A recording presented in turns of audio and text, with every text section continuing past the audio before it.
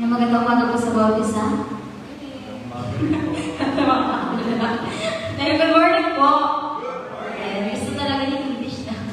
Ayan, good morning po sa bawat isa sa ating lahat. Muli po na nakita ang ating Panginoon. Amen po ba? God is good.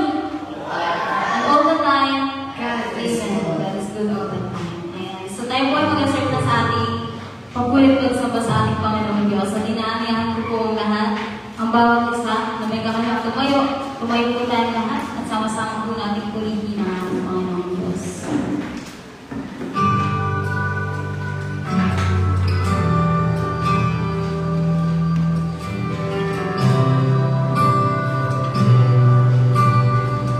Sama-sama po natin pulihin ang ating Panginoon Diyos. One of my takeaways po last Friday sa talk po ng 7 last words of Jesus Christ before He died is that Jesus didn't die on the cross for nothing. Amen po ba? He died for us to be saved. Sabi po sa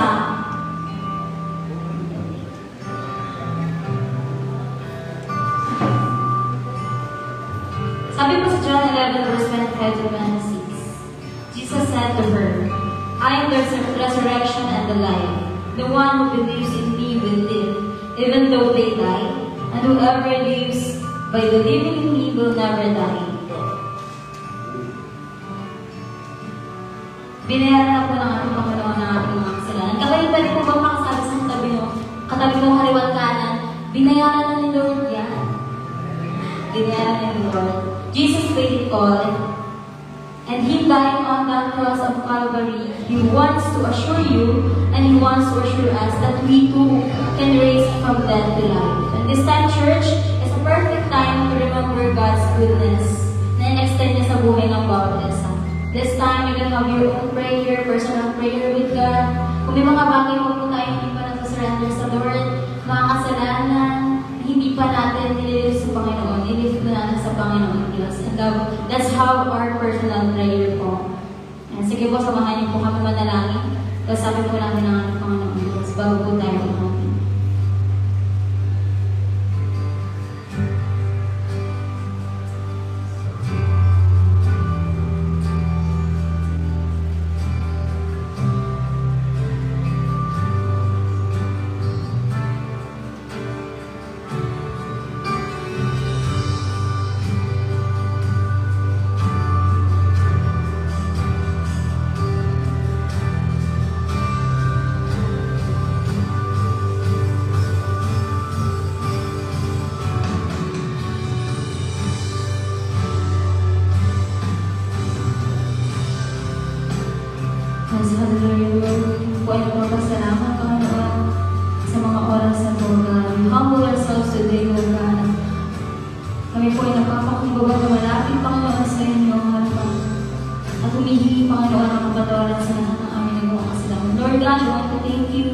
This morning, O God, this time, Panginoong Diyos, sa katigilaan na ginawa mo, O God, sa pagliligtas sa amin, Panginoon. You delivered us, Panginoong Diyos, from the bondage of sin, O God. Pinalaya mo kami, Panginoon, and gave us freedom, Panginoong Diyos. And that is because you love us, Panginoon. Kaya naman, Panginoong Diyos, sa mga oras na ito, O God, tanggapin mo nawa ang aming pinakamalinang na pagpulit at samba sa iyo, O God. We praise you, Lord. This is our faith. Amen. Mga kapatid, samahan niyo po kami umawi. Pagpurihan po natin ang ating Panginoong Diyos sa magitan ng aming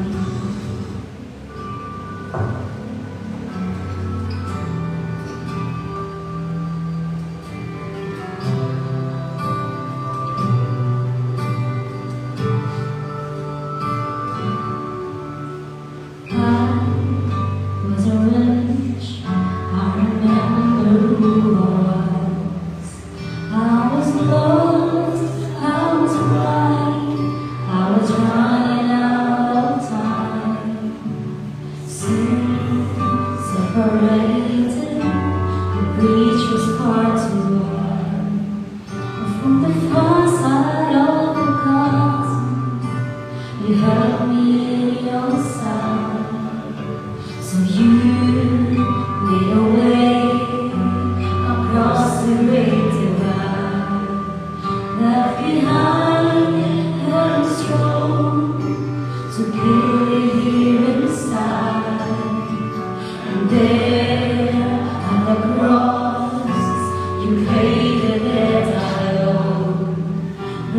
chains free my soul.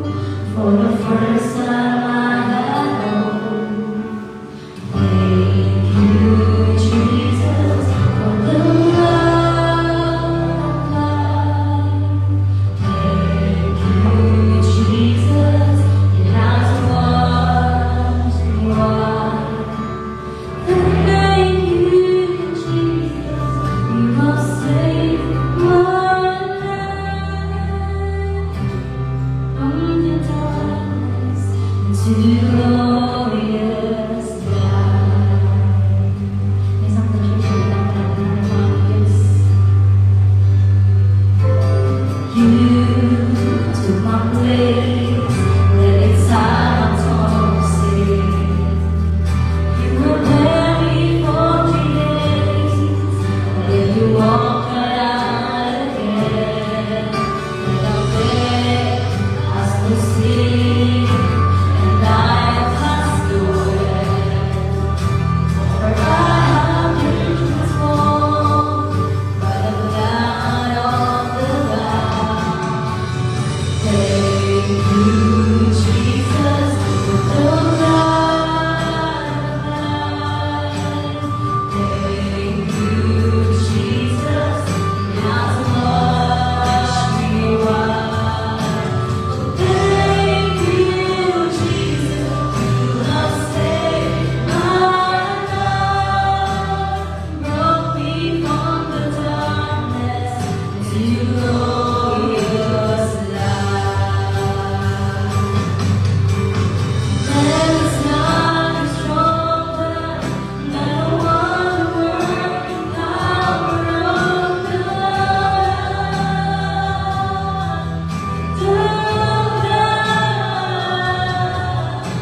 The ghost of sons and daughters, we were ransomed by the blood and through the blood.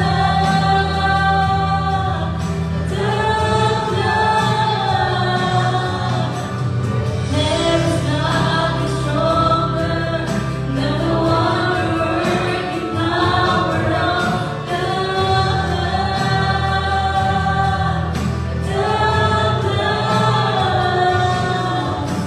The ghost of sons and daughters, we were ransomed by the blood and through the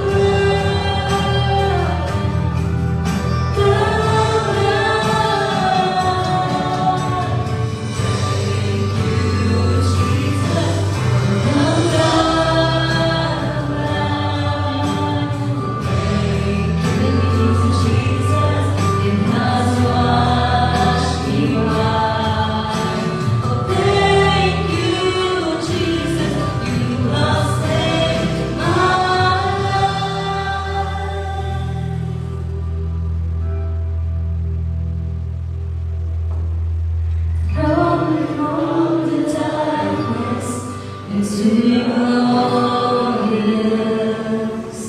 light.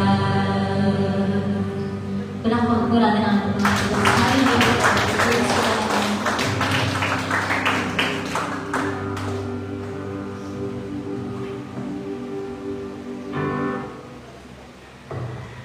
Kaya patuloy po natin ang ulitin ng ating Panginoong Diyos.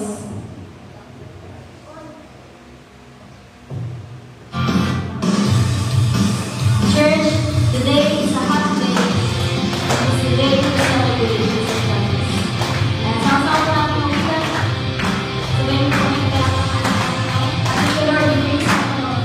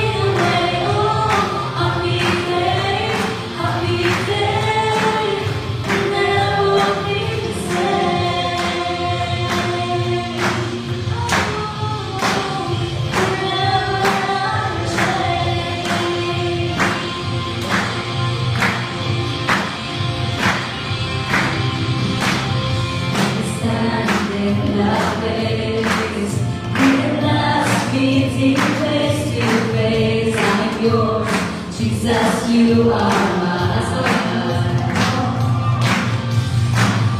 And destroy perfect peace. Everything I will see. Celebrate Jesus is alive.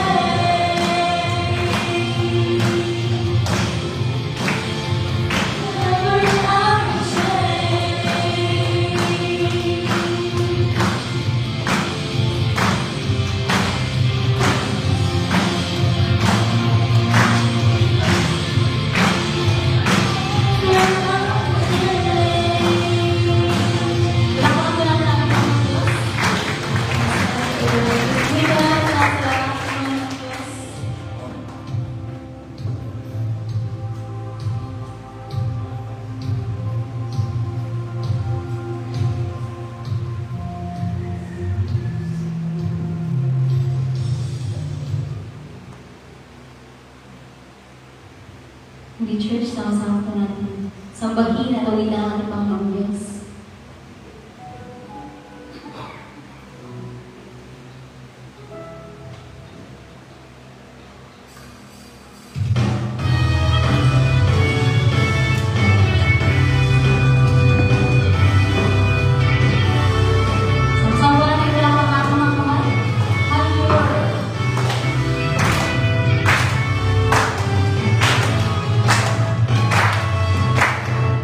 La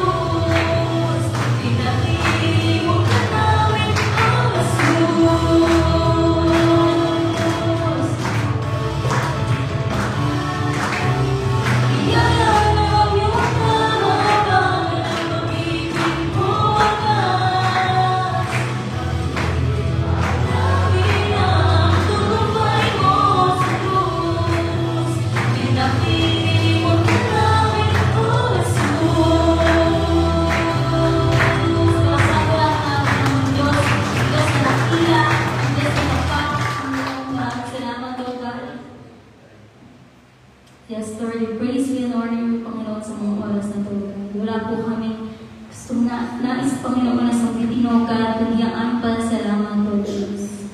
Pasalamat, Panginoon Diyos, sa pagligtas mo sa amin, Panginoon. Lord, wala kami ngayon sa inyong harapan kung hindi mo kami niligtas, O God. Hindi ka napako sa krus ng Kalbaryo, O God. Maraming salamat, Panginoon, sa inyong dakila, gawa, Panginoon, at pag-ibig na patuloy na ipinararamdam sa amin. We thank you, Lord, and we praise you, Panginoon.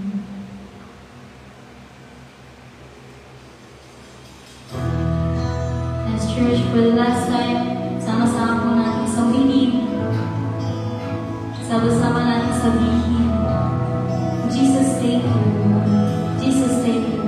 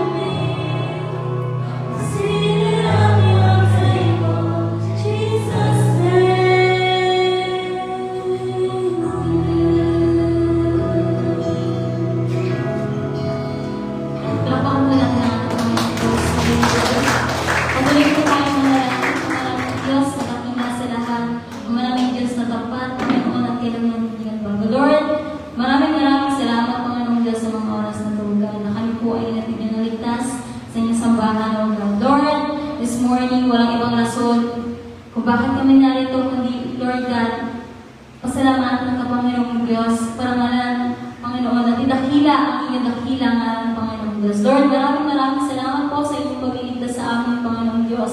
Sa inyong dugo, sa inyong banal na katawan, Panginoon. Sa inyong dugo kumigis, O God. Patuloy ang pinaalala sa amin, Panginoon. Ang inyong dakilang pag-ibig, Panginoong Diyos. Lahat ng inyong dakilang gawa ay patuloy kaming binabalik, O God, sa inyong pagmamahal sa amin. At maraming salamat, O Diyos, na lamang po namin sabihin sa mga oras na to, kundi ang aming salamat, O God. Sa kabila ng hindi kami dapat, O God, patuloy na niligtas mo kami, Panginoon, at inyong binayaran ng aming mga kasalanan. Lord, maraming salamat po this morning, Panginoon Diyos. Iparating niyo sa amin ang nais mong sabihin, O God. Buksan niyo po ang aming isipan, ang aming mga puso, as we hear your word, O God. Buksan niyo po ang kalangitan at ibuhos ang pagpapala sa buhay ng bawat isa na narin ito, Panginoon Diyos. Pinupuri ka namin, pinapasalamatan ng Diyos. Ito lamang po ang panalangin sa pangalan mo lamang Jesus, anak ng Diyos na magsasabi na. Amen.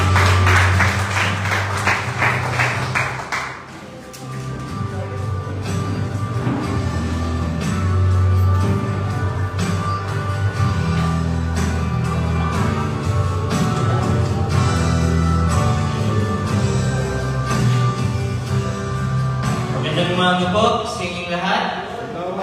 Morning. Buhay na buhay po ang Panginoon. Lagi po siyang buhay. And hopefully buhay na buhay rin po tayo ngayong umaga. Pakikamusta nga po muna yung katabi niyo at baka inaantok pa po. Yan. Okay, so ngayong umaga po ito ay ating po na sineselebrate ang araw ng Panginoon. At dako po tayo sa ating mga announcements. Okay, so ito po ang ating mga church upcoming activities for so magkakaroon po tayo ng Junction Church outing this 2025. Yan po ay gaganapin sa April 30 to May 1. So, yan po ay sa Batangas po. Okay? So kung yung cottage po ay huwag na po yun ang problemahin. Ang problemahin nyo na lang po ang inyong entrance po. Okay? At sa pagkain po ay parang food to share po tayo. Kung ano po yung paihahanda ng bawat local outreaches. Siyempre, magbawan din po kayo ng inyong mga pangsarili. Yung po yung mga ano po. Ano tawag dito? Mga chichirya. Mga ganas. At huwag pong kalimutan ng inyong mga personal belongings po. Ganyan toothbrush, mga ganyan po. Ang papalit, ang damit. Importante po yan kung ayaw nyo pong ginawin. Then, so yan po ay ulitin ko po, April 30 to May 1. Okay, next po, activities natin. Okay, so Viva Zambales Youth Camp. So, yearly naman po natin itong ginagawa. So, ito po yung mangyayari sa May 15 to 16. So actually po, nagawa ko na po, na-print ko na po yung ating mga waiver. At mamaya po, bago tayo mag-iwagi-wala, ibibigay ko na po yung waiver na dapat sa Victoria Reyes, sa Fatima, Sitio, Malabon. Okay po? So, tayo po ay 3 bus. Okay? So, ang pinaka-maximum po na pwedeng ilagay sa bus ay 50 persons. So, hindi na po tayo pwede mag-bus doon. So, 15 katao magagaling sa Francisco 1. Yung 50 po, Victoria Reyes. Then, yung sa isang bus po ay paghahatian ng Sitio Malabon and Fatima. Okay? And, according to Pastor Ryan, ay imbitahan niya din po ang PKD. Yung hawak ng barkada kontra droga. Okay po? So, paghahati-hatihan na lang po nila yung bus na iyan. Okay? So, mamaya po, paalala na sa akin para huwag po makalimutan na ibigay sa inyo yung mga waiver po. Okay po? And pagkabigay niyo po ng waiver, pakisabihan na rin po sila na mag-prepare po na 100 pesos. Okay? Yung 100 pesos po, pag tinanong, so yung, ang proceeds po yung 100 pesos ay yung registration fee sa youth camp at yung 50 naman po ay pang-ending po natin sa ating mga bus driver para ganadong mag-drive. Hindi antokin sa kasana. Okay po, and next, ito po, ating pong sports fellowship on behalf of CNSBC po. So magkakaroon po tayo ng yearly na ginagawa natin na Sports Fellowship. So we have 8 churches na magpa-participate po sa ating Sports Fest. At kung gusto nyo pong maglaro, kung sa tingin nyo po ay magaling talaga kayo, pwede ba kayong maapit sa akin para po malista sa anong games na inyong gusto laruin. Sabihin ko lang po yung mga games na nandoon. We have basketball, we have volleyball, boys and girls, then we have chess, dart, World Cup, and then hindi World Cup na rin. Table tennis, sinisense si Masarang yan, hindi pwede mawala. At wala po tayong badminton. Okay, so ikinansit po yung badminton dahil sa mahabang oras po na ino-occupy nito. Kung matatandaan nyo po nakarang taon, ay need pa natin na mag-extension to another 2 days para lang ituloy yung laban ng badminton. Okay, so hindi ko siya natapos. Okay po. So yun po, May 19, 20, and 21 po ang ating sports fellowship. So ito po yung time na makita din ninyo yung mga kasama nating churches sa NSPC. At the same time, maka-fellowship din yung mga kapwa ninyong kabataan. And, ulitin ko po ang sports fest na ito hindi lang po nakasenter sa ating mga kabataan. Kung sa tingin nyo po ay kaya nyo po maglaro, bakit po hindi? For example, sila Pastor Mirasol, pwede kung kaya pa nila mag-volleyball, pwede po sila maglaro. Okay? So, kung hindi po kaya sa tingin nyo po, elders, kaya nyo po kung tumakbo, at wala pong dumalag po ito, pwede pa po kayo maglaro. Okay po? So, yun po. And today, we are celebrating Mr. Sunrise. So, yun po, nandito po tayo, nag-atipon-tipon upang muli ay binitahin ang kabutihan ng Diyos sa ating kalagitnaan. At bago po makalimutan yung ating po mga daily ministries, ito po, bago lang po ito, every Monday, so ang ating po discipleship, discipleship board. Okay. So ito po yung naka-design na kung saan halimbawa po sa Pastor Arnel, meron po siyang 3. So, ako po yun, Brother BJ, and Brother LJ. Then, kami rin po ay required na humanap ng tatlo namin. So yun po yung discipleship board. And every Tuesday naman po ang ating pong mentoring. So, yun po ay pinangunahan po, Sister Angie. So, kung kayo po ay 20 years old pataas, so, babae, siyempre, pwede po kayong dumalo sa ating mentoring. Kung nag-aanap po kayo ng ka-fellowship, mga girls, pwede po kayo matin doon. Every Wednesday naman po ang ating prayer meeting. Kung talaga po kayo ay mapanalangin. Kasi tingin nyo, hindi kayo nabubuhay na hindi nananalangin. Dumalo po kayo. Aking po kayong inimbitahan na dumalo po sa ating prayer meeting. Doon po tayo ng palakasan sa pamamagitan ng pananalangin. Thursday, wala po. Friday po, ito naman po, dito natin ginaganap yung Bible study po ng mga youth leaders. So, tawag natin dito ay leaders. So, Bible study po yan. Kasi siyempre, yung mga nagpapakain po, kailangan din pong pakainin. Then Saturday po, ang ating Saturday school na pinangunahan po ni Teacher Chari and the rest of the group. Okay, so sila po yung nangangalaga naman sa ating mga kabataan, sharing the gospel po sa mga bata. And after naman po noon, 7 p.m. ay practice po ng Unison worship team. And Sunday ang ating worship service. Then Sunday ng gabi po ang Bible study ng SWAG group. Okay po, so maraming salamat po. At tayo po'y dadako na sa puso. Ay, yan. Makalimutan. Ang ating pong Vacation Bible School. Sabi po, masalita po kasi kayo hindi nakita. So, ito po, makikita niyo po, meron po itong team na journey. Sabi dito, discovering God's miracles along the way. So, meron po tayong team verse na Psalm 77 verse 14. At ang sabi na, you are the God who performs miracles.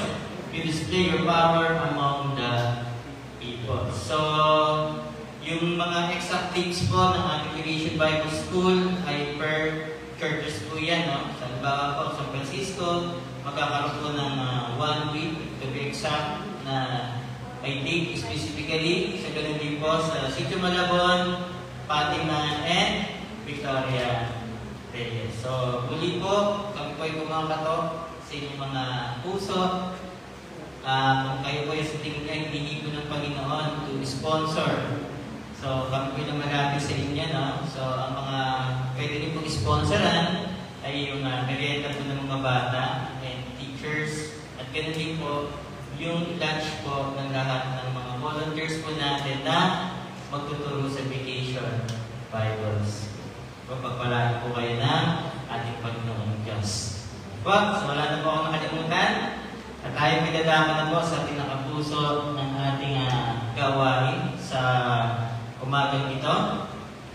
Akin po nga tinatawagan ang magbibigay po sa atin ng mensahe sa umagang po ito.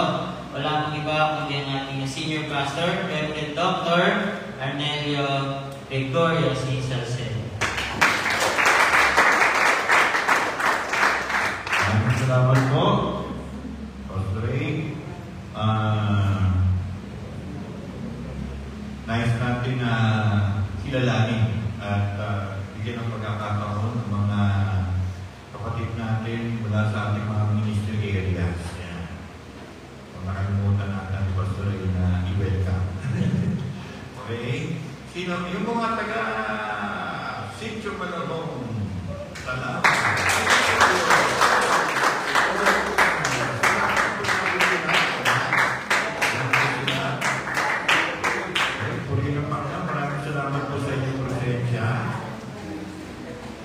Sa mga taga Victoria Reyes.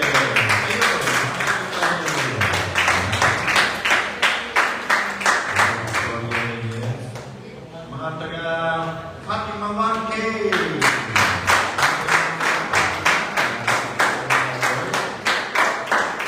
Mga taga San Francisco 1. Tuloy nga po na napakaputi na ating Diyos. Yan yung po sa pagkakataon ito ay batiin ko kayo ng maligayang Pasko. Ay, Pastor, December pa yun eh. Ano pa lang tayo may April? Siya may advance. Sige, tapusin nyo kasi ako. Patapusin nyo. Maligayang Pasko na pagkabuhay. Pakibagi nyo yung katanong doon. Maligayang Pasko na pagkabuhay.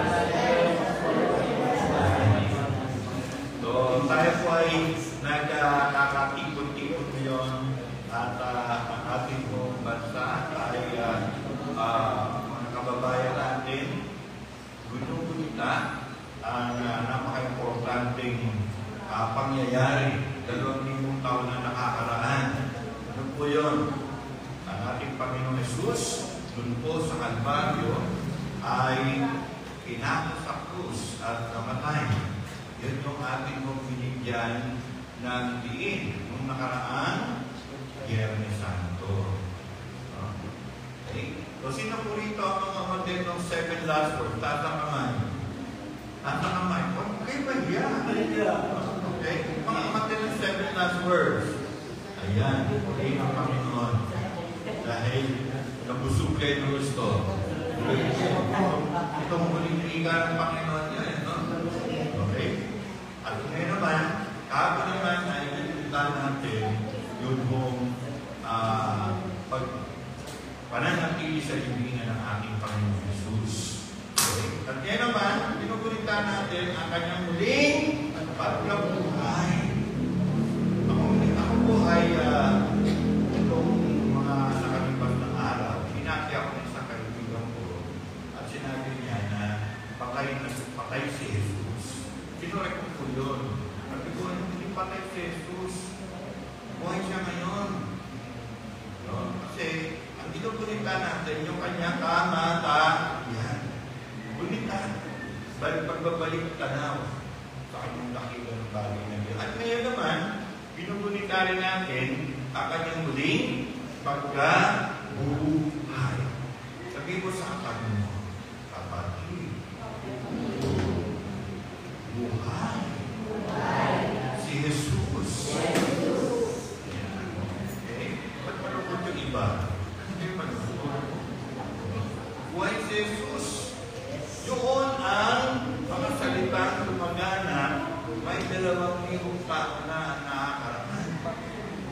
ang pinaka-ebidensya na buhay si Jesus ay walang iba kung hindi ang isang walang laman na libingan. Okay. Alam niyo po, maraming mga ibang pananampalataya ang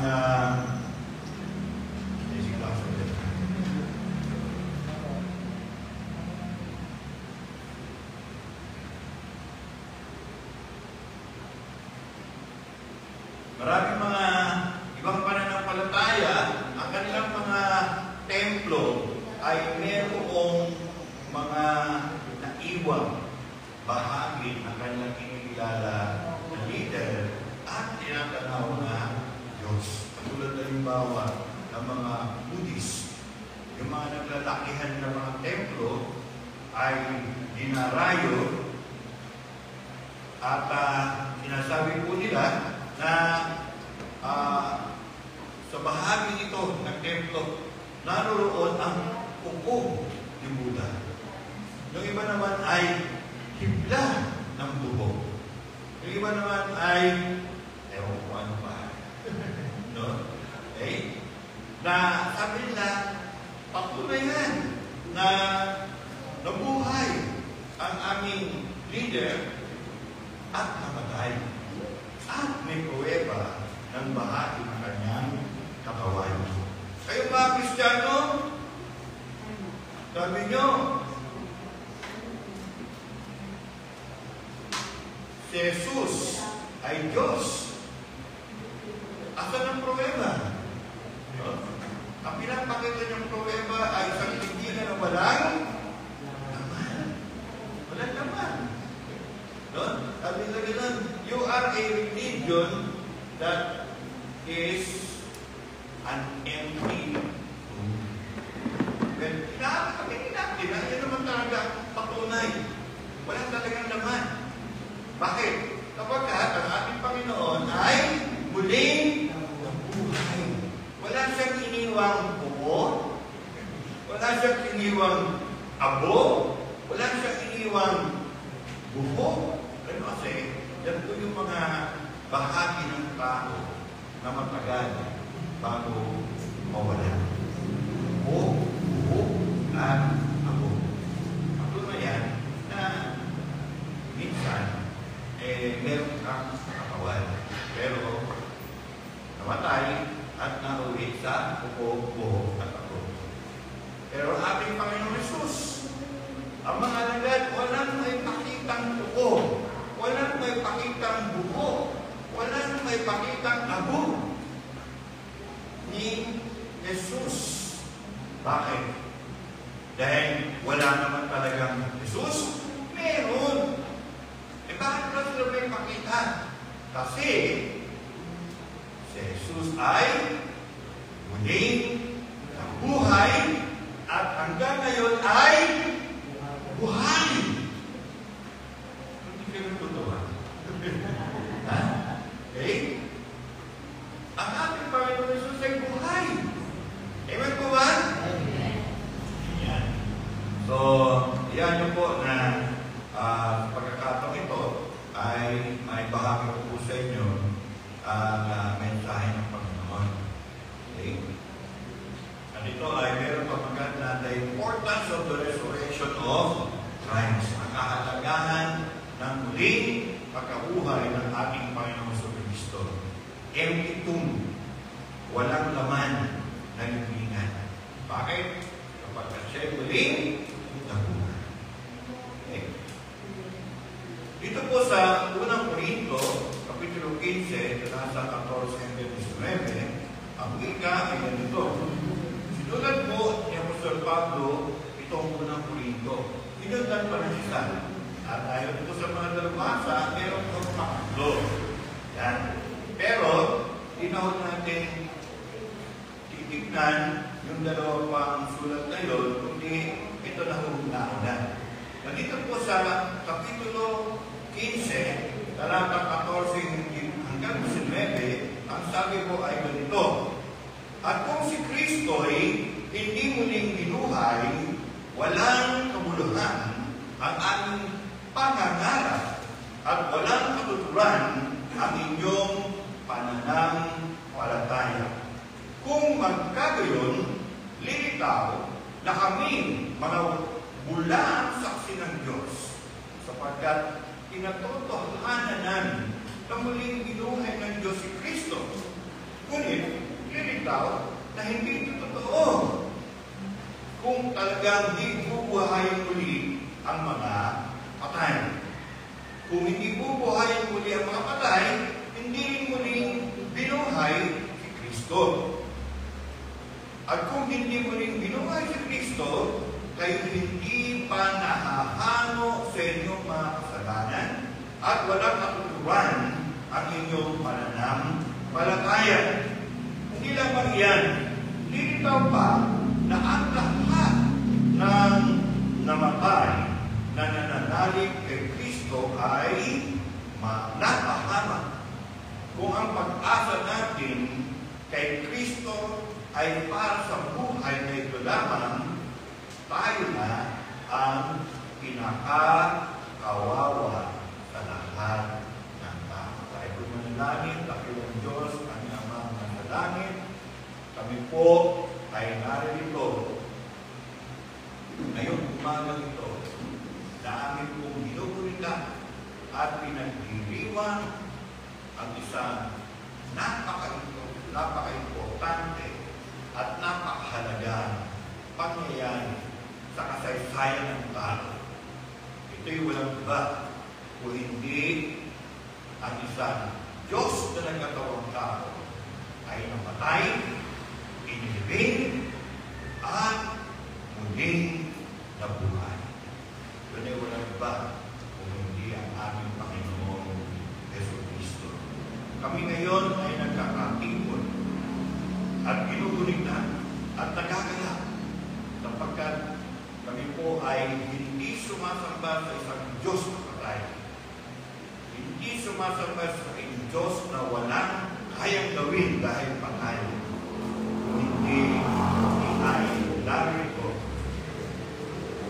nagkakatipon, sinasamba, niluluwalhati, tinataas, pinapalakalan ang walang iba kundi ang Panginoong Jesus na namatay para sa aming mga kasalanan, inilibing, at pagkaraan ng 3 araw ay muling nabuhay upang kami po ay bigyan ng buhay na walang hanggan. Maraming salamat po, Panginoon. Kayo po ang manguna sa mga puso namin. Kung may mga bagay pa kami na dapat matutunan sa kahalagahan ng muling pagkabuhay ng ating Panginoon sa Kristo, binubuksan namin ang aming mga isipan, ang aming mga puso, at maging aming mga espiritu sa inyong pong mensahe sa umaga. Maraming salamat. Ito po ang aming pinagkaisang panalangin at ang lahat ng kasabi ng Amen. So, ngayon po umaga ito, ang topic natin ay ano ang kahalagahan ng muling pagkabuhay ni Jesu Kristo. Tandaan po natin mga kapatid, ano po yun? Mga dakilang leader ng mga iba't ibang reliyon. Sila ho nabuhay, namatay, pilyo. Kasi ang pilyo na yun. Tapos na. Pero ang ating Panginoon, namatay, inilibing, tama, muling nabuhay, tama, dinalaw ang kanyang mga alagad, tama, umakyat sa langit, tama, muling babalik, tama, at maghahari sa langit at sa lupa. Puro kama. Wala nang pilyo. Amen? Wala katapusan. Yan po ang ating Panginoon. Pero bago tayo mapunta doon sa walang hanggan, ito muna tayo sa kahalagahan ay muling pagkabuhay ng ating Panginoon. Ano? So, sabi ko rito, ano po ang Easter Sunday ay pinagdiriwang ko ito ng annually, minsan sa isang taon, at marami pong mga tao ang makikidala, makikikulitan, nagdiriwang sa muling pagkabuhay ng ating Panginoong Jesucristo. At marami po ang nagsasabi na ito po yung the most holy of religious holiday. Pangalawa lang ang Christmas. At karamihan, pagka po Easter Sunday, nagsisimba sila. Amen? Okay. Ngayon, tingnan pa natin. Easter Sunday, Christians, noong pong first century, ay wala mo silang tinatawag nating annual celebration katulad nito. At yung po salitang Easter ay sa Acts chapter 12, verse 4, po natin siya mababasa sa King James Version. At yung po salitang Passover, sa original na wika nito, sa Grego, ang ibig sabihin ay, ang ibig sabihin po ng Easter ay Passover. No? Then, paglipas po ng mga daang panahon, ginawa na po yung celebration na tinatawag natin Easter. Okay? Pero alam niyo po ba na kaya mo tayo nagtitipon tuwing araw ng linggo? Di katulad ng mga Hudyo noon. Sabi nila, di ba sinabi sa 10 utos, gawin yung banal ang araw ng Sabat, pangilin. Hindi natin ginagawa yun. Yung mga tuwing, sinusuway natin sa 10 utos, isa ron. Hindi naman. Kasi, imbis na Sabado, ginawa natin linggo. Bakit linggo? Pinag-ginawa ng mga agad sa mga gawa. Napakahalaga po ng araw ng linggo. Ano yun? Yan ang araw kung saan yung buhay ng ating Panginoon Jesus. Amen po ba? Amen. So, we gather to worship the Lord on Sunday is because that's the day the Lord, our Jesus Christ, our Lord Jesus Christ, resurrected. Okay? Ngayon, significant po ang Easter Sunday and celebration ng muling pagkabuhay ng ating Panginoon pagkat napakalaki ng epekto nito sa ating bilang mga Kristiyano. Tingnan rito mga Kristiyano tayo sa kamay. Okay? Ang muling pagkabuhay ng ating Panginoon ay merong malaking epekto sa atin. At tingnan po muna natin ang isang issue. Okay? Ang issue na ito ay simple lang. Paano kung hindi talaga muli nabuhay si Jesucristo? Ano ang mga implikasyon nun?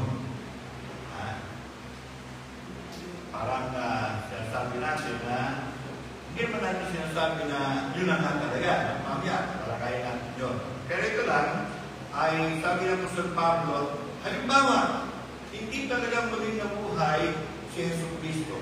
Ano ang magiging implikasyon noon sa atin? Well, una, sabi po niya, gospel preaching is vain. Ano po yung salitang vain? Ibig sabihin po niya ay basyo. Ang ibig sabihin niya ay empty sa wikang Ingles, meaningless, walang kapuluhan. Okay?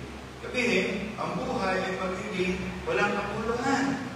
Makatuwid, ang mabuting balita ay magiging isa lamang na kwento katulad ng Cinderella, ano pa? Rapunzel, ano pa? Hansel and Gretel, ano pa? Si Nene at saka si Totoy. Okay? Mga kwentong, kwentong bayan. Okay? O kaya ay, kung hindi totoo na nabuhay muli ang ating Panginoon, ang kwento tungkol sa mabuting balita ay kwentong kutsero. Yan, nabuta namin yan ni Pastor Regne at saka ni Pastor Dennis. Isa-isang kwentong kutsero. Sa inyo ngayon, kung hindi talaga totoo na muling nabuhay ang ating Panginoon, TikTok lang siya. Hello? Kasi ano pa pagsasabi ng TikTok? May katotohanan ba yun? Meron siguro yung ilan, pero karamihan ay para lang magsilbing kaaliwan. Paano yun naman? Yung mga ibang tao. Okay? Totoo ba yun? Hindi importante yun. Basta mahalaga, maaliw ka. At saka kumita yung TikTok. Okay? So, the gospel is vain. Walang halaga, walang kabuluhan kung hindi muling nabuhay ang ating Panginoon Jesus. Another thing, sabi ng Apostle Paul, binasa natin talata, our faith is vain. Ang ating pananampalataya ay bale wala. Sabihin, naniniwala tayo sa isang buwan. Sa isang, ayun, pag sinabing buwan, fake news. Fake news pala eh. So, walang katotohanan pala yan eh. Okay? Then, our faith would be in a lie, a story of make-believe, not truth. Kung si Jesus ay hindi muling nabuhay. Dalawa lang. Tignan natin ang pangatlo. Sabi ni Apostle Paul, kung hindi totoong muling nabuhay si Jesus Cristo, kami mga apostol ay sinungaling. Kami ay sinungaling. So, hindi nyo matanggap ni Apostol Pablo na siya ay mapapilang sa mga sinungaling sapagkat ayon sa banal na kasulatan, sa inyo mo ang ibanunsal sa Acts chapter 2, verse 32, sinasabi ko rito ang ganito.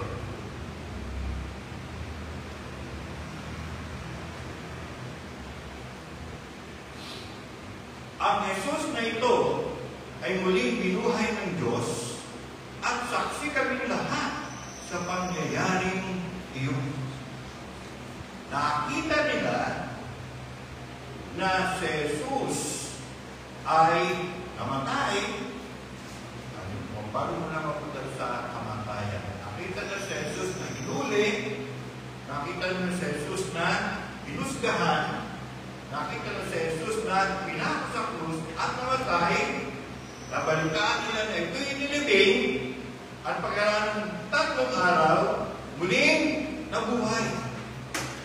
Sila ay mga, ang tawag sa kanila, saksi.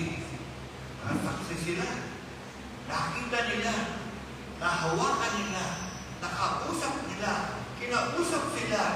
Si Pedro, pinakain pa.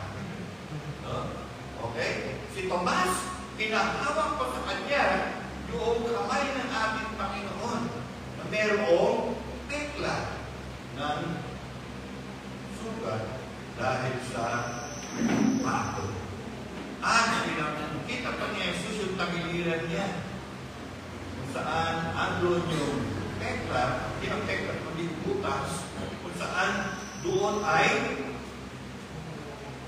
sinaksak yung siba sa kanyang tagiliran.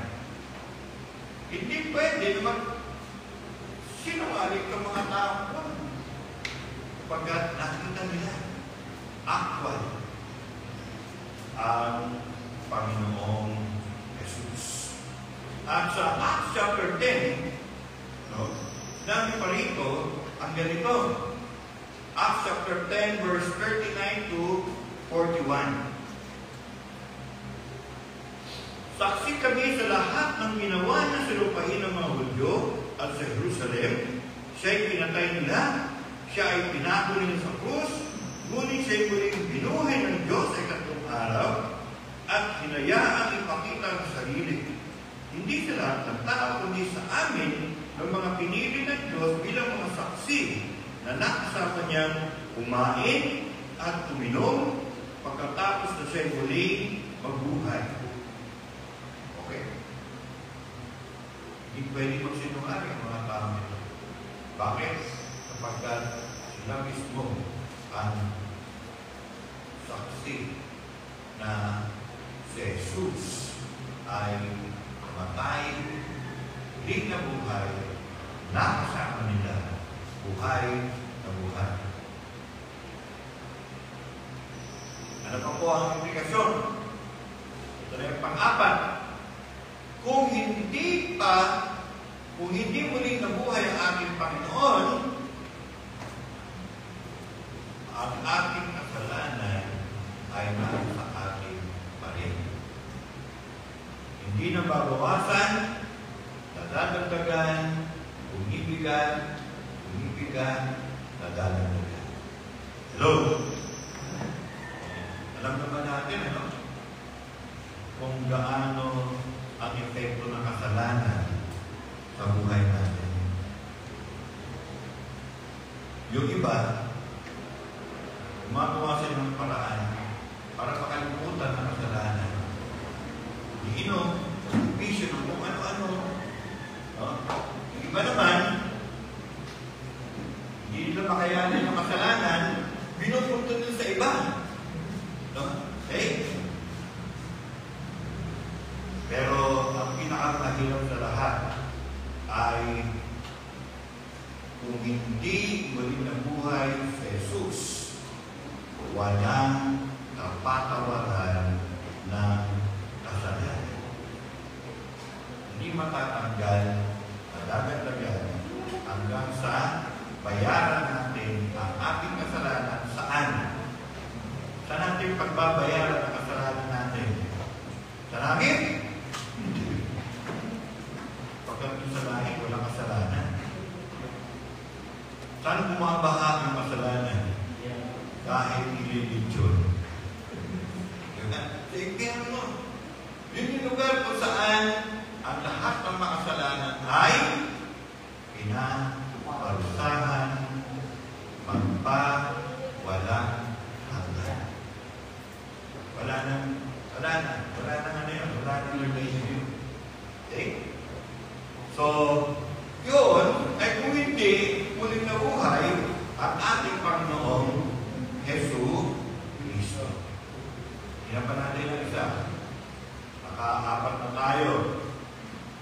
Ito, para napahabyaban pa ng Panginoon. Believers have perished at death. Yan po yung sinasabi sa 1 Corinthians 15:18. Ano po yung sabihin noon? Kapag ang sampanampalataya ay namatay. Pero dahil hindi muling nabuhay ang ating Panginoon sa Kristo, saan niya matatagpuan ang sarili niya? Doon sa impyerno. Bakit? Sapagkat pagbabayaran yun. Kahit na naniwala sa kay Jesus na peke naman pala. Na-scam. Yun, mabigat. Okay? Walang pag-asa. Wow. Okay. Yan pa natin ang isa pa. Okay, pang-pito. Tama? Pang-pito, ano? Biglang ba kayo? O ayaw niyang bilangin? Yan, pabigat. Bato. Tama na. Hindi. Tignan natin ang pag-hindi. No? Kung ano ang mga implikasyon na hindi nabuhay ang ating Panginoon. Ito yung magiging sa lahat. Pinakakawawang nilala tayo. Pinakakawawang nilala tayo. Okay? Bakit?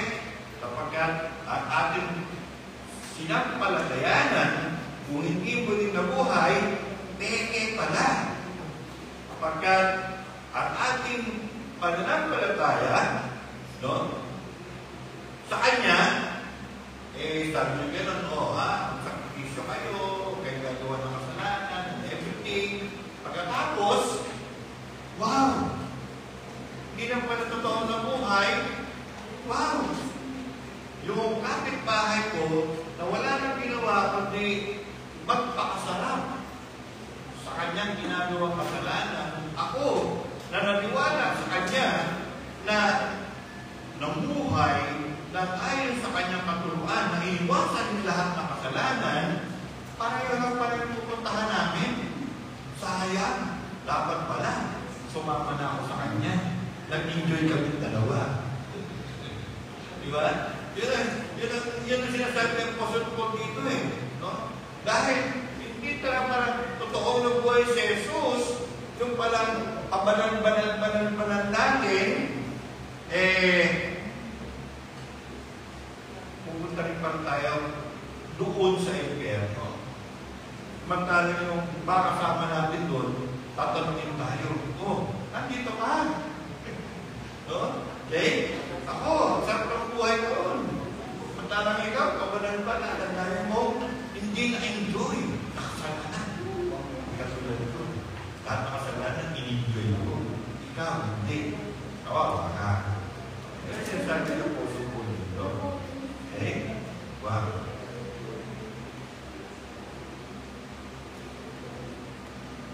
Pero, tignan naman natin yung kabilang banda. Yun yung negative. Yun yung negative. Tignan naman natin yung positive. Ha? Okay? If Christ has been raised, kung talaga, no, muling nabuhay ang ating Panginoon sa Kristo, tignan natin kung ano ang mga implikasyon ito. Handa na ba kayo? Kanina, Pastor, parang ayaw ang bumalik sa simbahan nito. No? Okay? Pero, bibigyan kayo ng dahilan. Hindi lang para bumalik sa susunod na linggo, kundi magbalik totoo sa Panginoon Jesus. Ewan po ba? Okay. Sabi po ito sa Romans chapter 4, verse 24 at 25, ganito, kapatid. Kung para sa atin din naman, ituturing din tayong matuwid dahil sumasampalataya tayo sa Diyos ng muling bumuhay kay Kristo na ating Panginoon. Siya'y pinapatay dahil sa ating mga kasalanan at muling binuhay upang tayo'y mapawalang sala. Okay. Para mapawalang sala. So we can English ay justification. Okay. Naranasan nyo na ba hulihin ng pulis o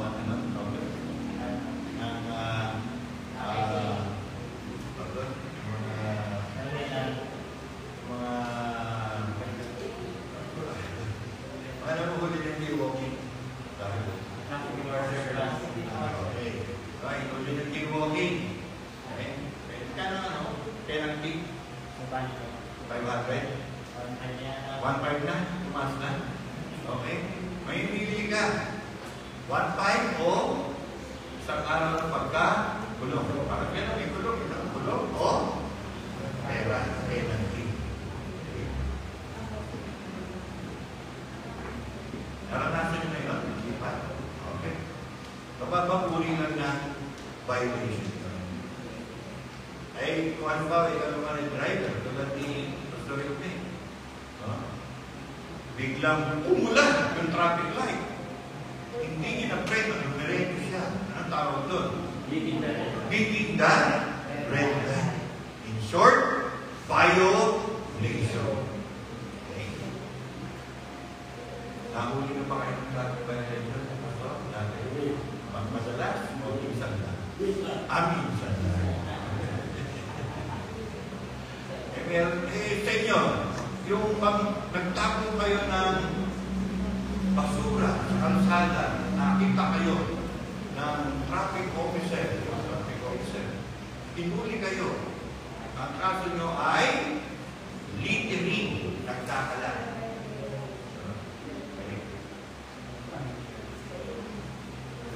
Hindi ba?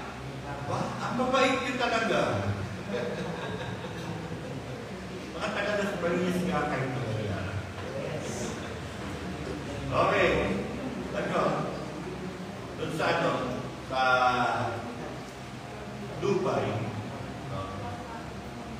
naranasan ko ng anak ko na mag-vibrate ng jaywalking. Ginawayan siya ng samples doon. Siyempre, ginawayan. Hindi lumapit. Tapos sabi niya, "Sir, what's my violation?" What's my violation? Sabi niya, "You walk not on the pedestrian lane. Your violation is jaywalking." Pay the penalty, 500 dirhams. 500 dirhams. But sir, I didn't know that's jaywalking. Ito yung sinabi ng police. Well, now you know, you pay your penalty. Ang tawag doon ay knowledge fee. Dahil ngayon, nakita niya, bayaran niya yung pagkakaroon niya ng violation.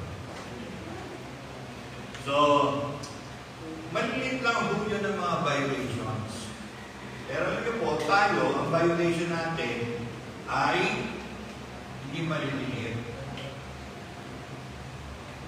Malala. Pastor, gano'n naman kalala yun? Mabuti akong tao, wala akong inaway, wala akong nagtrobyado.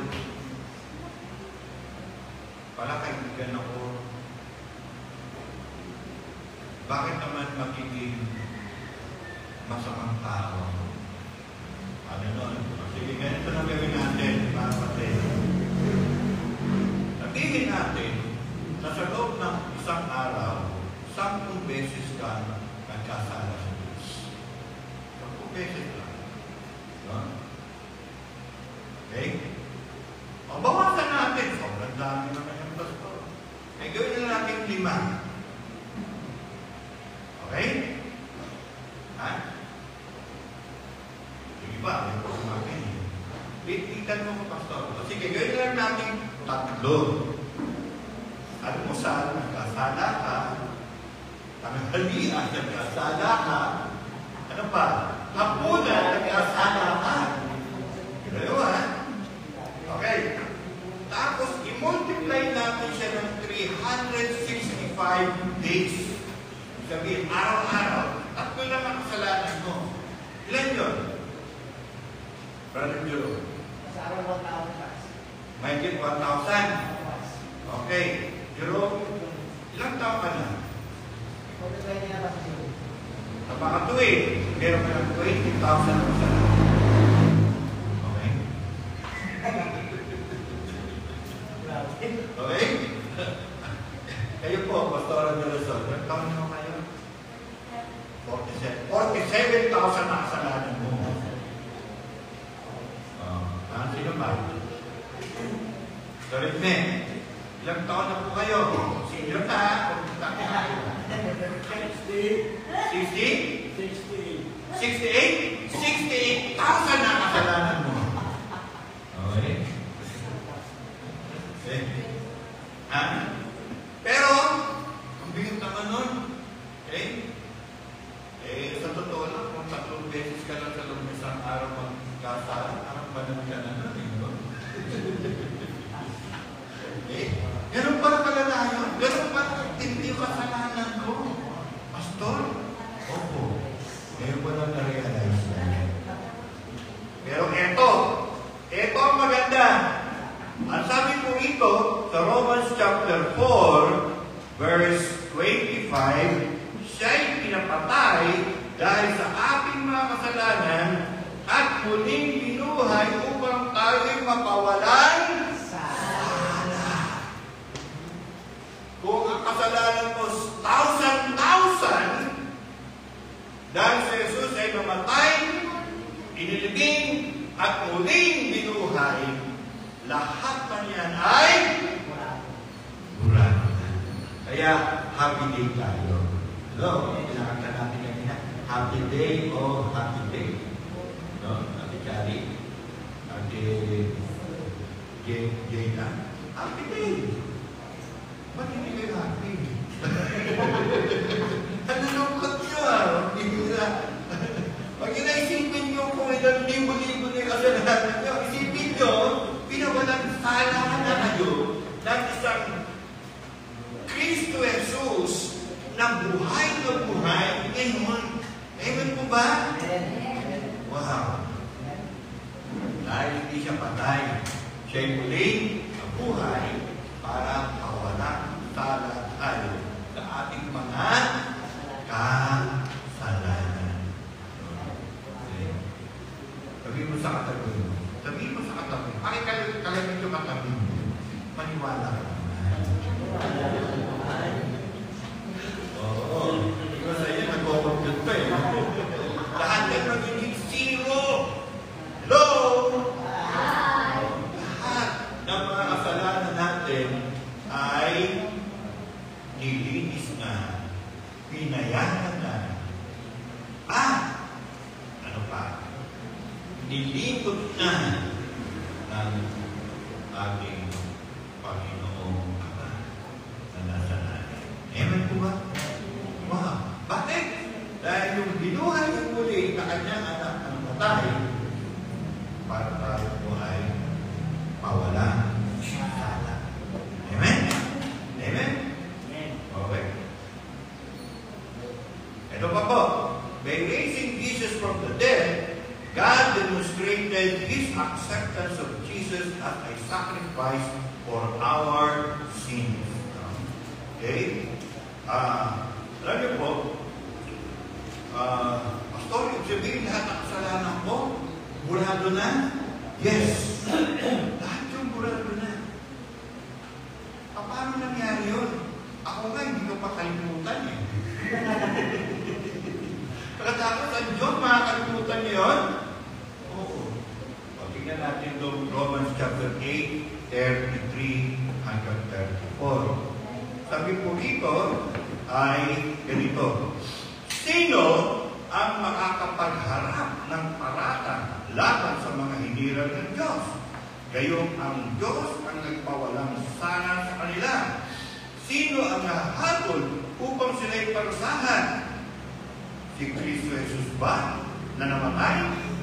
Ngunit higit sa lahat ay muling binuhay at ngayon ay nasa kanan ng Diyos upang mamagitan para sa atin. Okay?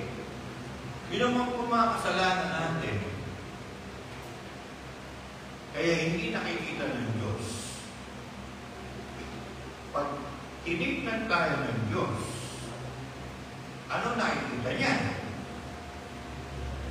Ang banal na dugo ng kanyang tungganan na tumigil sa Kalbaryo upang tayo ay malinis sa lahat ng ating kasalanan. Amen po ba? Si Ninoy Aquino, doon po sa 500 peso bill, sabi niya, Filipinos are worth dying for. Pero ang ating Panginoon Jesus, wala doon sa 1,000 or peso bill, nasa Bible. Ang sabi niya, all the people are worth dying for. Amen? Okay. Siya'y namatay, tumigil sa kanyang banal na dugo, at tuwing makikita tayo ng ating Ama na nasa langit, hindi yung kasalanan natin ang kanya nakikita, kung hindi yung banal na dugo ng ating Panginoon bilang kabayaran sa lahat ng ating mga kasalanan. Amen po ba? Siya'y muling nabuhay para patunayan na kanyang dakilang handog ay para pambayad sa lahat ng ating mga okay? Bigyan pa natin ng isa. Isa pa.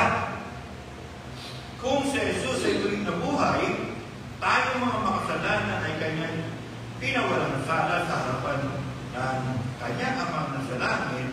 Ito naman po sa Ephesians chapter 1, verse 18 to 20, sinasabi po ang ganito.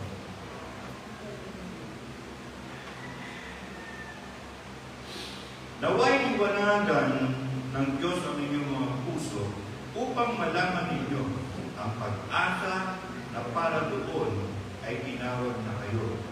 Kung gaano kasagana ang pagpapalang inilaan niya para sa kanyang mga banal. Wow! Okay. Ano sinasabi ng talatang ito? Tayo ay pinagpapala ng Diyos. Hello? Ba't kayo tumatawa? Hindi kayo masaya. Okay? Ha? Ano yung sabihin ng salitang pagpapala?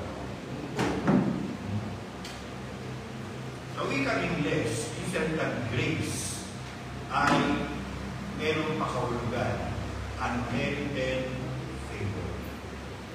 So, ibig sabihin, ang pagpapala ay isang pabor.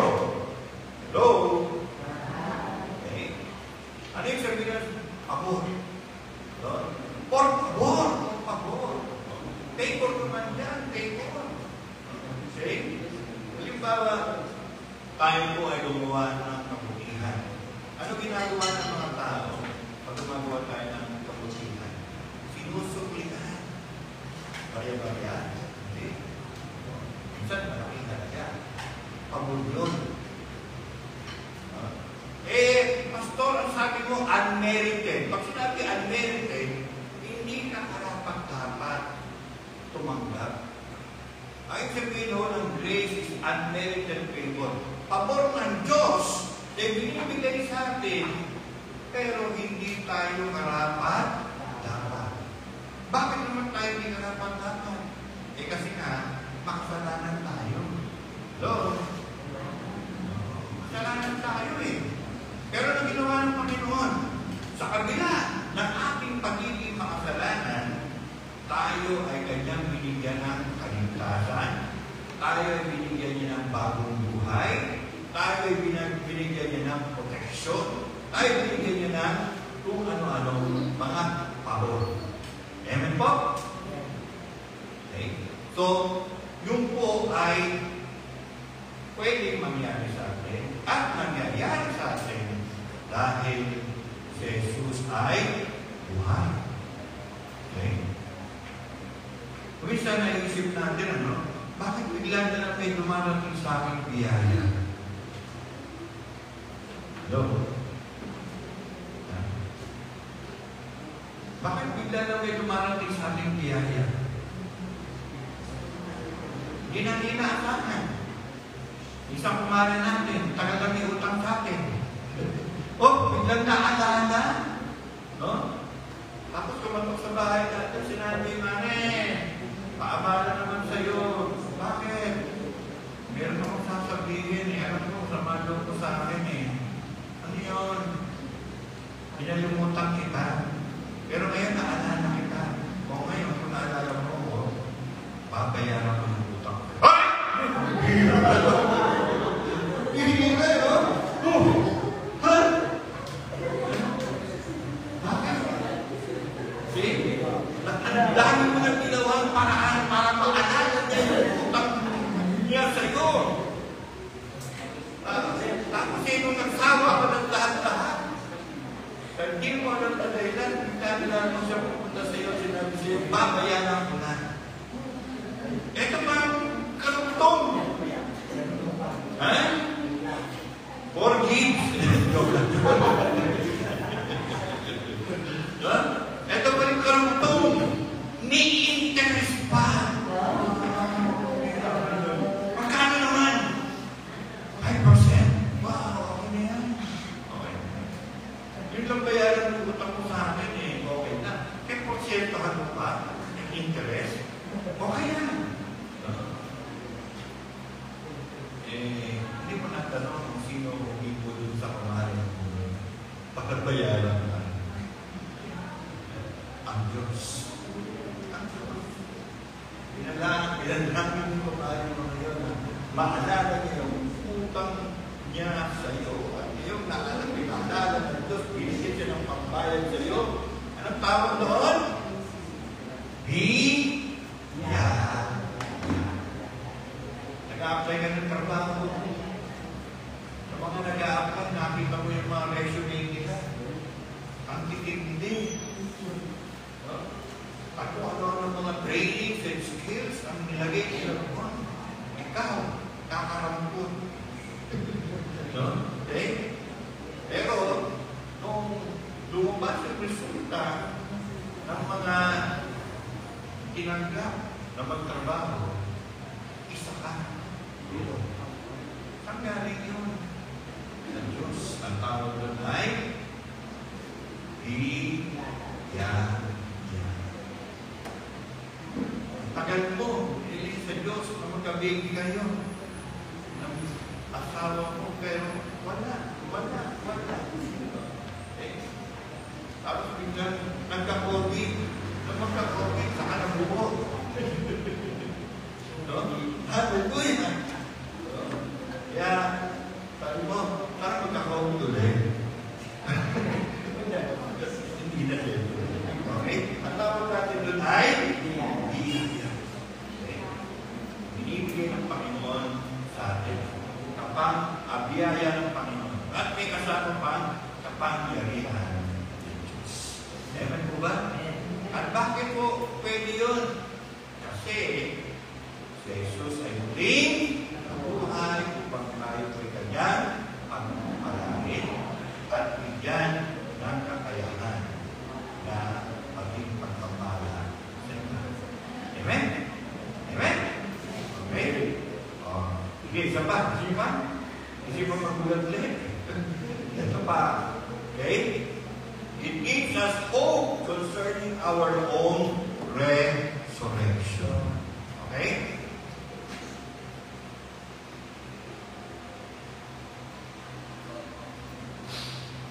Hallelujah. Ito po sabi sa Ephesians. First Peter, sa inyo po ang yung mga naksuntan. Sa unang Pedro, Kapitulo 1, talatang 3. Okay? Naano sabi dito? Simple lang, mga kapatid. Okay?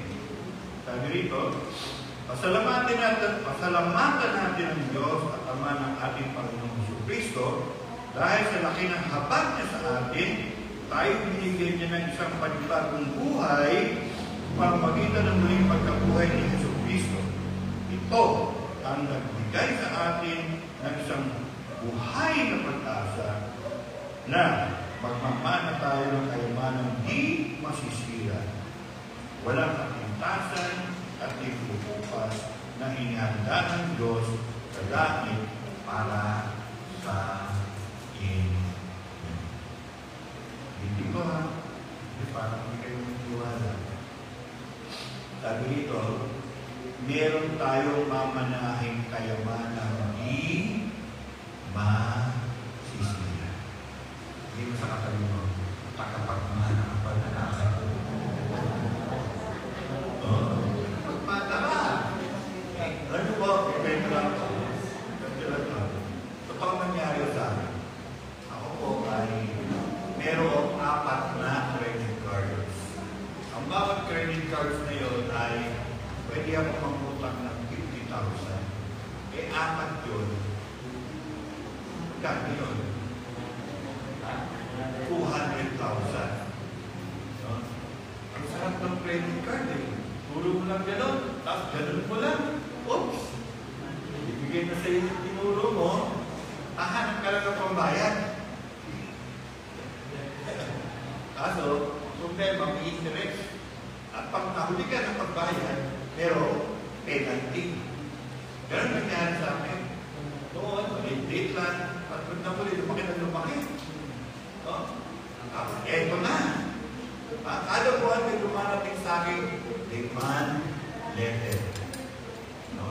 Sabi ay, magbayad ka na, kundi pakukulong ka namin. Okay? Ha? Yun.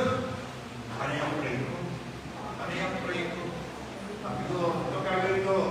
Pag-aaral ako, para makapagturo ako. Wala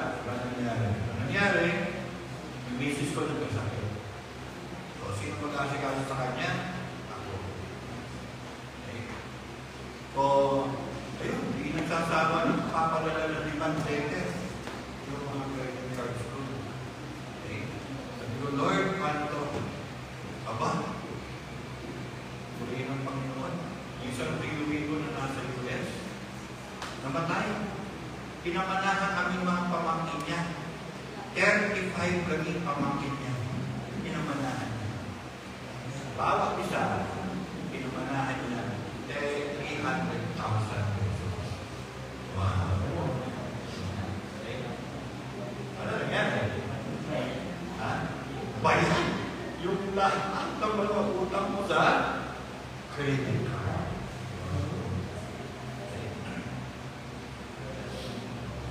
Ngayon, tuhin mo yun. Yan, parang sa akin. Tingin mo yun, bulo sa akin. Pero hindi ko makakalimutan yung pamanan sa akin. Mahalagang 300,000 na sold ang COVID. Ang sabi ng Panginoon, tayo ay kanyang mga tagapag,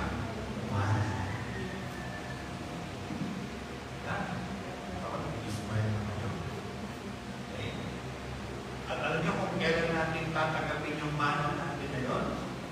Ha? Saan? Sa kabilang?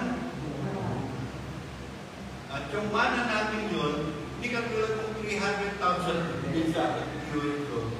Isang igdamdam, ubos. Dahil bilang tayo ito. Pero yung mana ko, ibigay sa atin ng Panginoon, doon natin siya bubulin sa kabilang buhay. Hindi mauubos, hindi bubukas, habang buhay ng ating tatamasan. So, dahil muli ng buhay ang ating Panginoon Jesus. Ewan po ba? Ilan natin? Baka meron pa isa. Ayan. No? Christ has been raised. It demands our complete loyalty. Dahil tayo po ay pinagpala ng Panginoon, ano naman ang hinihingi niya sa atin? Katapatan. Amen. Okay. Ang katapatan, yun po yung sabihin nun. Okay. Ay isang bagay na sinasabi natin, Diyos, ikaw ay aking Diyos, at ako ay iyong anak. Amen? At dahil ikaw ang aking Diyos, ikaw ang aking Ama, ang iyong kalooban, ang aking gagawin.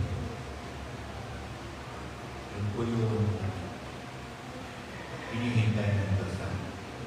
Tapos tayo ay pagpalain, sumunod po tayo sa out of love, out of loyalty, out of gratitude. Amen po ba? At siyempre, no?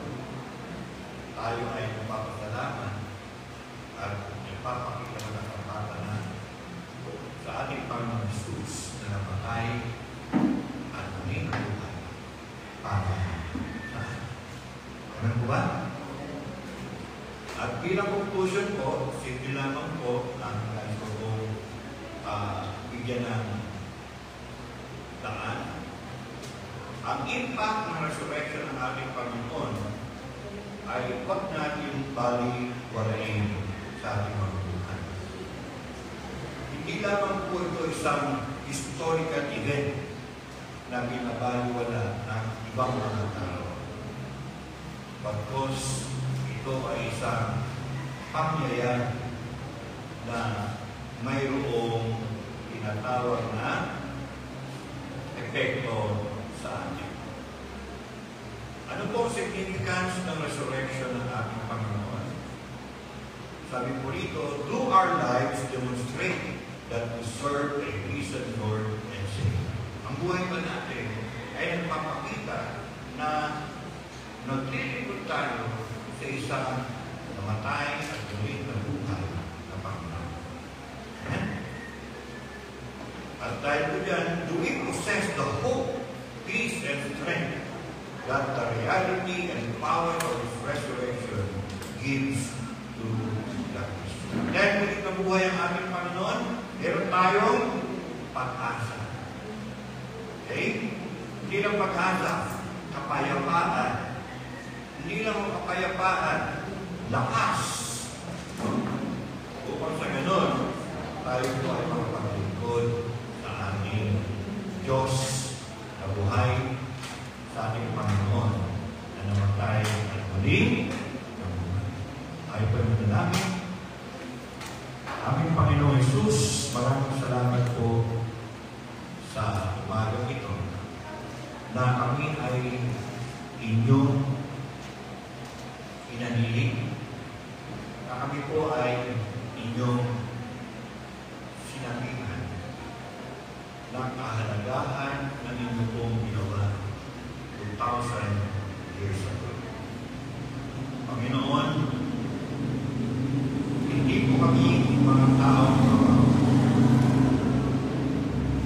kapag kayo muling nabuhay, kami po ay mga taong pinagpala.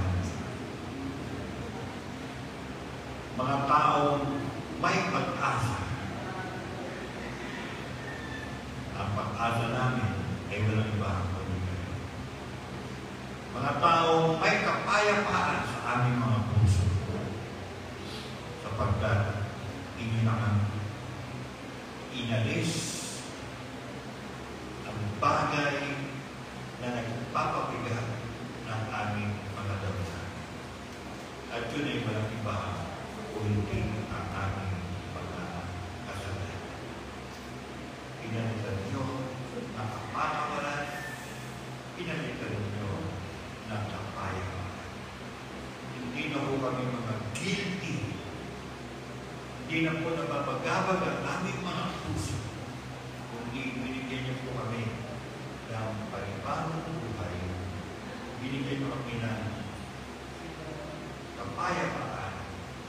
Binigyan niyo po kami, Panginoon, ng kalakasan na sa aming pong buhay dito sa lupa, kami ay makapaglingkod sa isang Panginoon na buhay.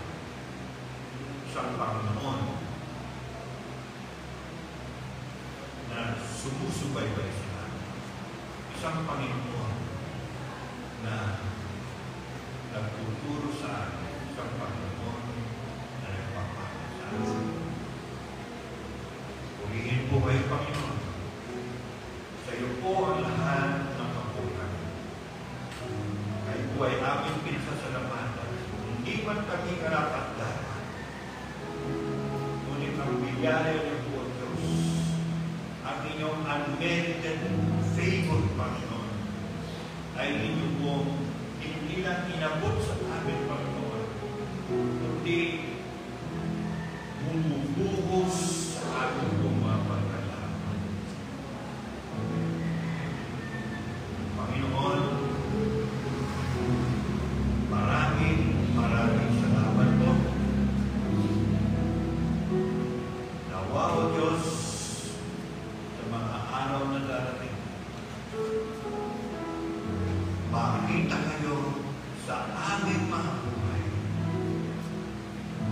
Nagsasabihin ng mga malalapit sa amin, totoo nga na ako'y binago na.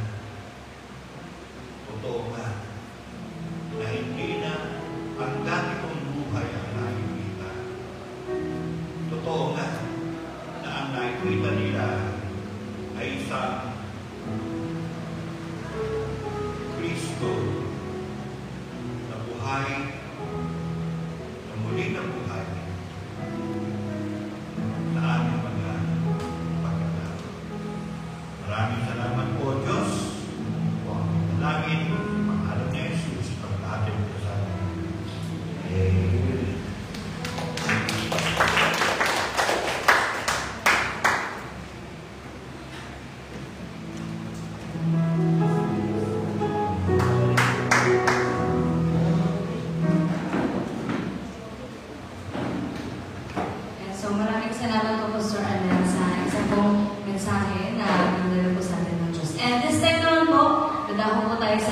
Kahit St. Offering. And sama-sama po tayo ihatid ang ating pong ikaputhandog sa Panginoon. Habang po pinipay ang awitin na ito.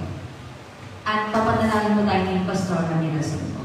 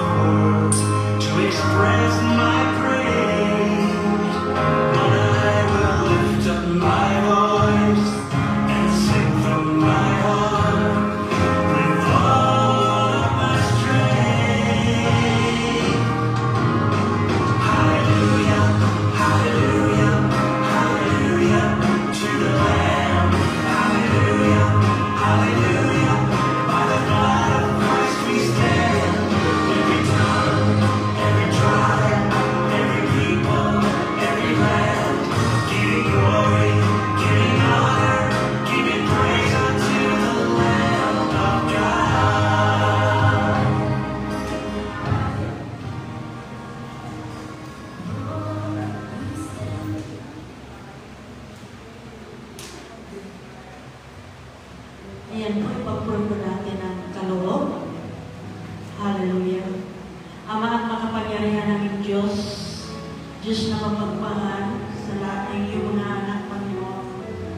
Lubos kami na papasalamat, Ama, sa umagang ito, O Diyos, na patuloy mo kami binigyan ng kalakasan, Panginoon, at patuloy mo kami ginagamit para sa iyong karangalan at kapulian, Panginoon.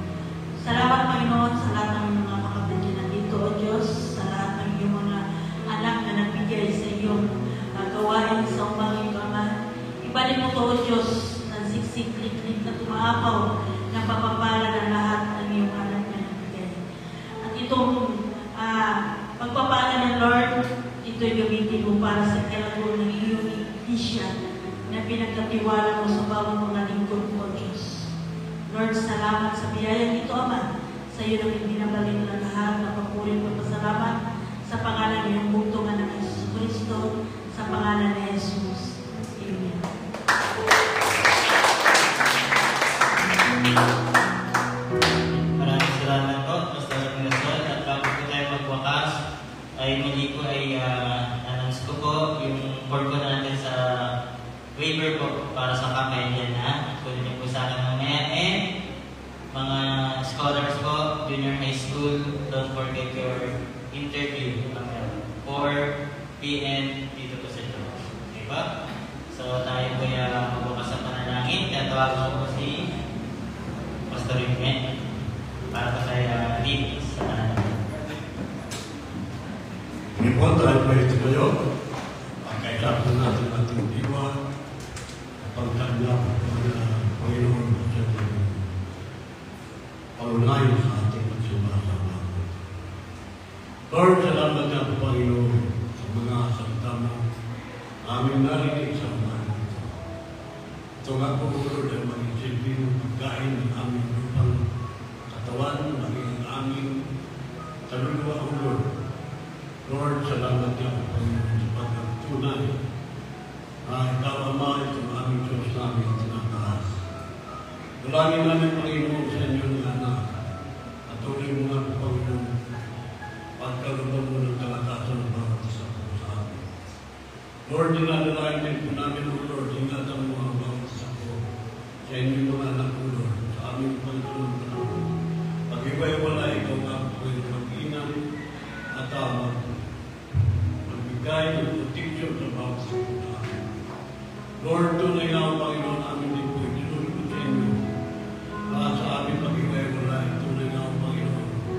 Nawaya at kapayapaan at biyaya, O Lord, ang sumaamin sa bawat isa po sa amin, O Lord. Maging aming mga tahanan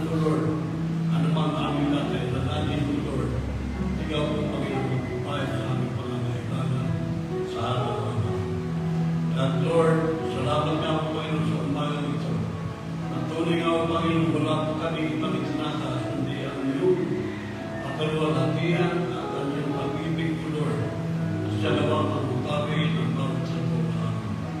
Salamat nga po, Ama, aming pinakalit sa iyo ang